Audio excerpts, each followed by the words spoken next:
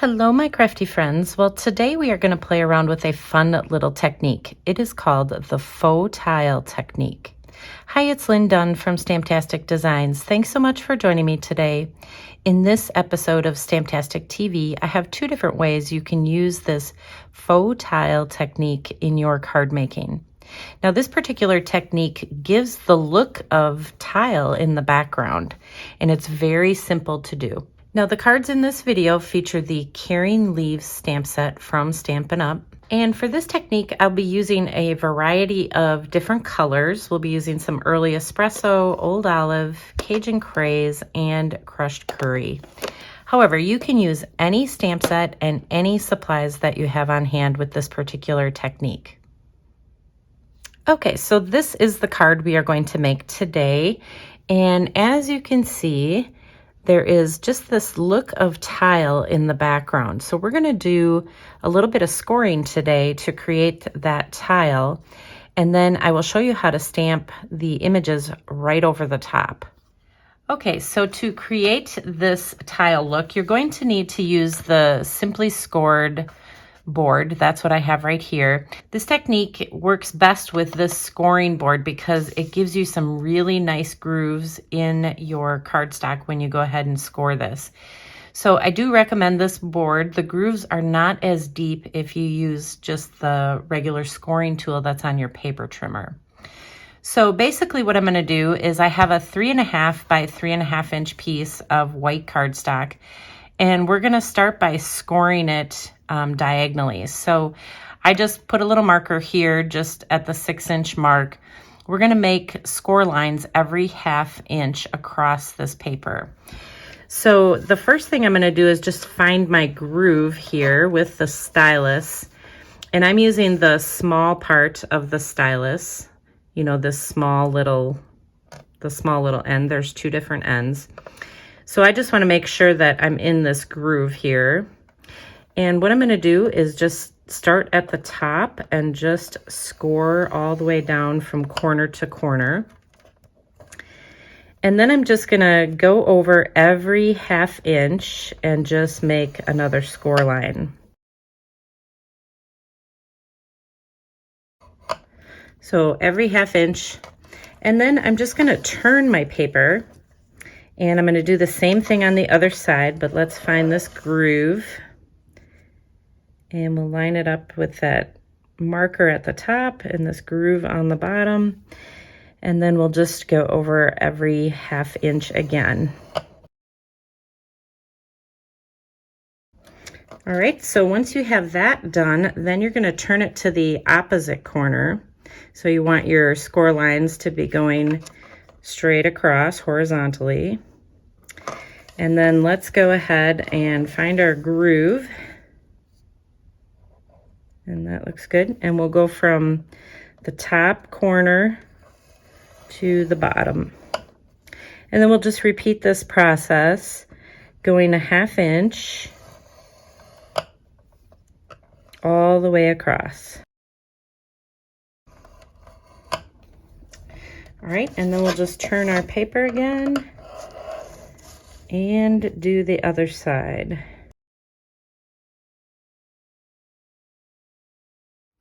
Okay, so once you have all your score lines in there, you get a really nice tile pattern on your cardstock.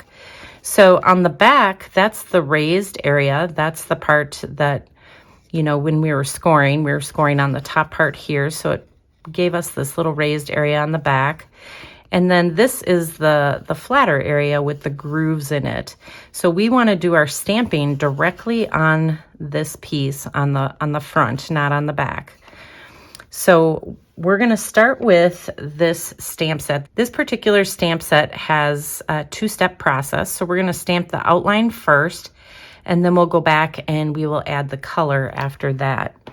So I'm just going to bring in some scrap paper here, and we'll start by adding some of those outline images using early espresso ink.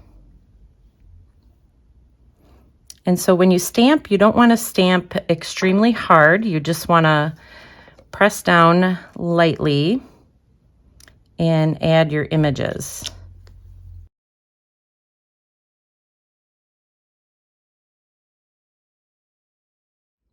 So once you have the outlines all stamped, then you can go ahead and use these solid images to add some color.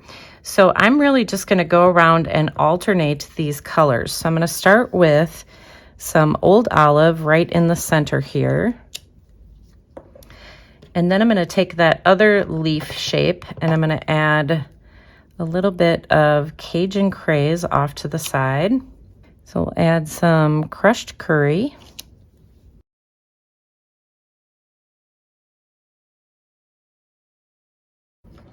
And then once you have the basic design, you can just add additional images if you just want to fill it in a little bit more. So I'm going to add just a little bit more green to this project. So we'll add a little leaf there and one there. And so that's basically what it'll look like. And you can add as many images in different colors as you want. And so now what I'm going to do is I'm just going to take my early espresso ink and a little sponge, a little wedge here, and I'm going to take off some of that ink.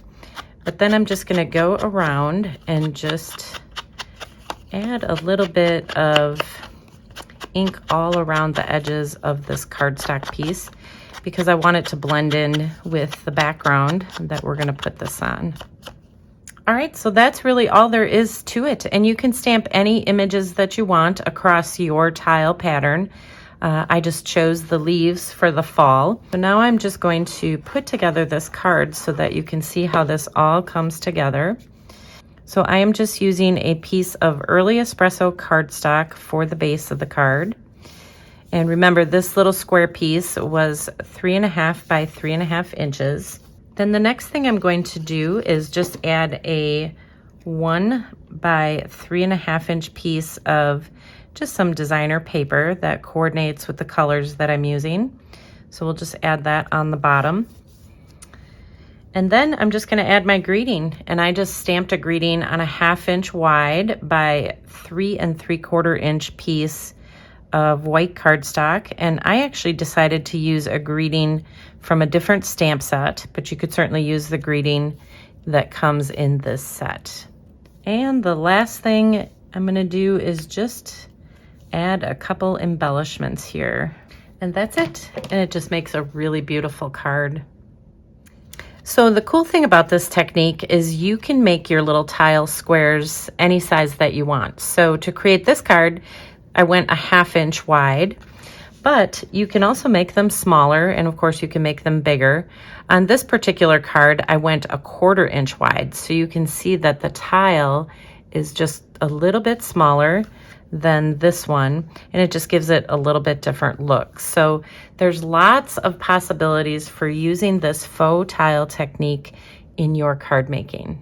Okay, so there you go. Now you have some fun ways to use the faux tile technique in your card making. And if you enjoyed these card ideas, feel free to download the printable tutorial. You can find the link in the description below this video. Thanks so much for joining me today. If you enjoyed this video, please let me know by liking it and sharing it with your friends. And leave me a comment below to let me know what you enjoyed most about the video and the cards shared here today. Have a fun and creative day, my friends. Take care.